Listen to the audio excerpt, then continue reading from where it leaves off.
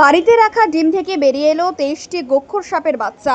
ওই 23টি গোখর সাপের বাচ্চাকে অনুকূল পরিবেশে ছেড়ে দিলেন পরিবেশপ্রেমী। বিগত মাস দুয়েক আগে পরিবেশপ্রেমী অমিত শর্মা খয়রাশল থানার পাঁচরা এলাকা থেকে একটি পূর্ণবয়স্ক গোখর সাপ উদ্ধার করে নিজ বাড়ি দুবরাজপুরে নিয়ে আসেন।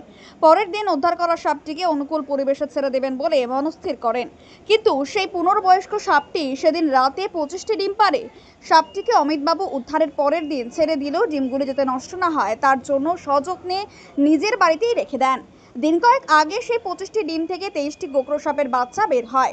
2টি ডিম থেকে বাচ্চা বের হয়নি। এদিন বৃহস্পতিবার সকালে সেই গোখর সাপের বাচ্চাগুলিকে অনুকূল পরিবেশে ছেড়ে দিলেন পরিবেশপ্রেমী অমিত শর্মা। অমিতবাবু বলেন, কেউ সাপ মারবেন না, প্রাকৃতিক ভারসাম্য বজায় রাখতে সাপ বাঁচিয়ে রাখতে হবে। যে কোনো ধরনের সাপ দেখলে ভয় পাবেন না, আমাকে অথবা বন দপ্তরে খবর দেবেন। আমরা সাপ উদ্ধার করে নিয়ে যাব এবং অনুকূল পরিবেশে ছেড়ে দেব।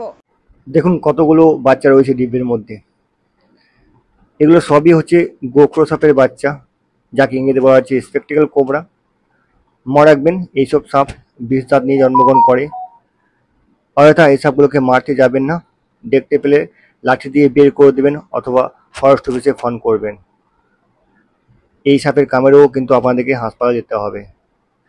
তো চলুন, এগুলো আমরা জঙ্গলে ছেড়ে দিচ্ছি। আজ থেকে প্রায় 2 মাস আগে একটা সাপ নিয়েছিলাম, গোখর সাপ। সেই সাপটা ডিব্বার মধ্যে রেস্কিউ করে নিয়েছিলাম। সেই ডিব্বার মধ্যে 25 থেকে 30 খানা ডিম দিয়েছিল। সেই ডিমগুলোকে যত্ন সহকারে রাখার পর সেখান থেকে বিগত 2 দিন আগে বাচ্চা বের হয়েছে। তো যাই হোক, সাপগুলোকে আমি আজকে তাদের অনুকূল পরিবেশে রিলিজ করে দিয়েছি।